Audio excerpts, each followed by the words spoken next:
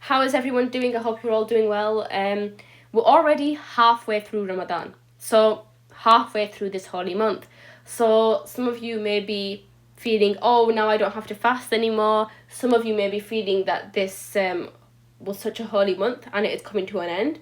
Personally, I feel quite sad because I feel like even if you, even if you were doing a lot and if you were trying to be productive, I think as a Muslim, we all want to be more productive. As a Muslim, we always feel like, oh, I could have done more, I could have done more. But it's not too late. There's still, 2 weeks left. There's still time. There's still time for you to earn more good deeds. There's still time for you to give charity, which is what we're going to be talking about today. And I'll be talking about how even younger children can give charity in their way, and I'll explain that too. So there's always a way of earning good deeds. Just never think that, oh, I'm halfway through, now there's no point. No, you can change. You've got 2 weeks. You can change. You can be more productive. You can make use of your time. Don't be sleeping all day and, it's only 1 month. And this month is meant to change you. So make that change and make sure that you can carry that change throughout the whole year, throughout every year. So, Ramadan is here to better ourselves. So we're going to talk about charity. So we need to not mix this with zakat. So there's sadaqah and there's zakat. So there's charity and there's zakat. And let's learn the difference because this is important. So zakat is mandatory, meaning it is fard. So you have to give zakat. It's something that is a must, okay? And it's a part of the 5 pillars of Islam. Just like your 5 prayers, that's something that is mandatory. The same way zakat is also mandatory on Muslims.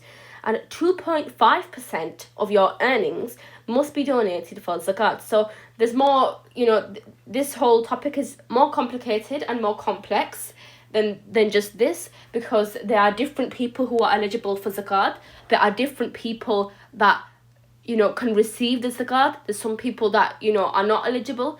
But this is something that we talk at a bit more of an advanced level.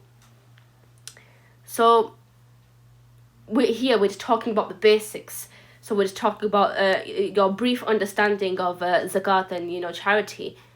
So charity is optional, meaning it is voluntary. So this is not something that you have to do. This is something that is really good, and you're encouraged to do this because it's just a good, it's a good deed. People need people like in Syria, Yemen, Palestine, Kashmir, wherever there's war going on, wherever there's like the more needy people, they need your charity, they need your help. So there's no harm in giving optional voluntary charity, because it goes it gives you makes you feel better, and it also it's also just a way to earn good deeds. So why not? So this is when we donate some of our earnings by choice. But the important thing to know is providing the fact that we are paying obligatory zakat. So I'll explain this. So what we mean by this is that we have 5 prayers, in the day, 5 prayers. And you know that Allah has told you need to pray these 5 prayers. You must pray them, It's not a choice. As a Muslim, it's something that you are expected to do. It's your it's the basic expectation. It's nothing extra. It's the sort of fundamental things. So what you can't really do is skip all your 5 prayers but then go read Tarawih. It doesn't really make sense. So you need to make it make sense. So in order to pray Tarawih or the Tahajjud at that time, you need to make sure that you're doing your farz. You need to make sure that you were doing the mandatory stuff first, because Allah didn't say that you have to read Tarawih. Allah didn't say that you have to wake up for the Tahajjud. But Allah said that you have to pray your 5 prayers. So what you need to make sure is that am I doing what Allah's asked me to do first? And Allah's asked us to do, 5 prayers. That's it. Allah hasn't made Islam too difficult for us. But now, after doing that mandatory, act, what we need to do, the mandatory deeds, after that, we need to see, now I can, after paying my zakat, now I can give charity. That's voluntary. Or I can read, I can wake up at the Hajj time and I can worship Allah, do ibadah. But you need to make sure that you are completing your farz, you're completing your mandatory things first. So in the month of Ramadan especially, we can earn so much reward by donating our earnings to the needy. it's an easy way to earn rewards. It's not just, some people might think, oh, I need to finish the whole Quran in this month. I need to rush and I need to do this. It's not a race. Allah's going to look at what your intentions are. Allah's going to see, no, as I said in my previous lesson, that no good deed is too small. Allah's counting all your good deeds. You could even picking up a piece of litter from the floor in a masjid because you're meant to keep a mosque clean. That is also a good deed. So never think that, these good deeds are just so small. No, every good deed counts. So what stops so many people from donating, and what makes people keep the money in their pockets? Because you might notice people may not give charity, but a lot of people will be happy enough to spend the money on the iftar. They will be happy enough to, waste food. They'll be happy enough to, buy things for themselves. So they have the money, but some people, they don't want to give it into charity. So why do you think this is? So the reason why people behave in this way is because some people think that by giving some of their money to charity, this will mean that they will have less and that they will suffer from loss.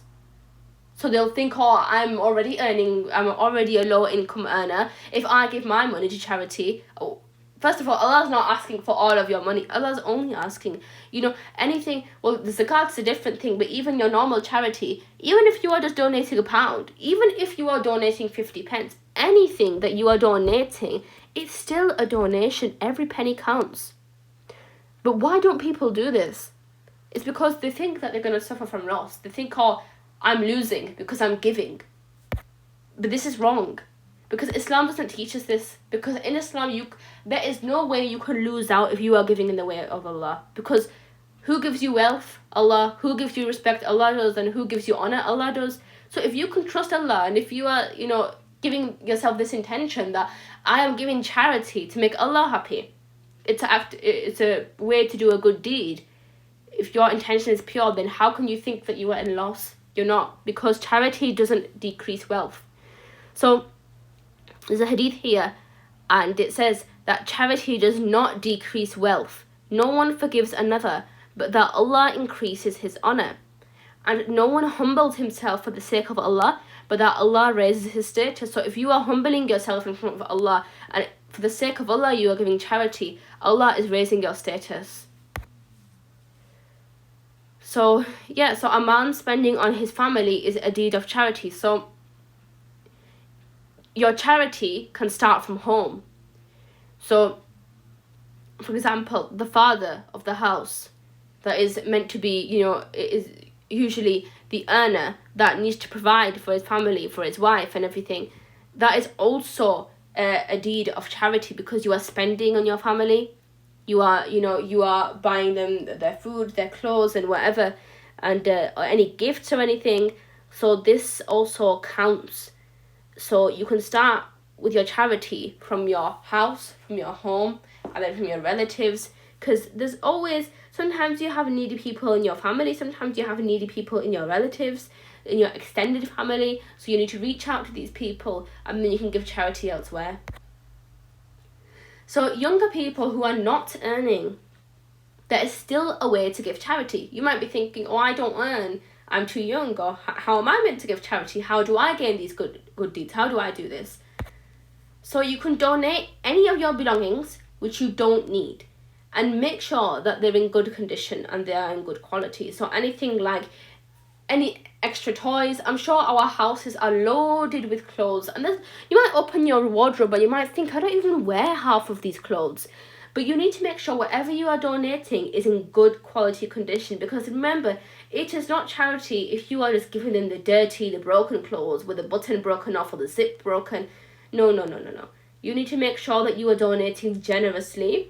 You are donating quality clothing. Think about it. If I am receiving this donation, would I like it? Would I be happy with it? What would you like to receive? You'd like to receive fresh clothes. You go to the store, you go to the shopping malls, and you want to buy new clothes, fancy clothes, clothes that are in good condition.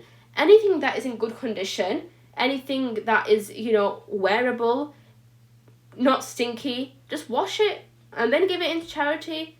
So this is an easy way to earn good deeds. Okay, so I hope you've become more open-minded on charity, and that we have understood the importance of charity and the difference between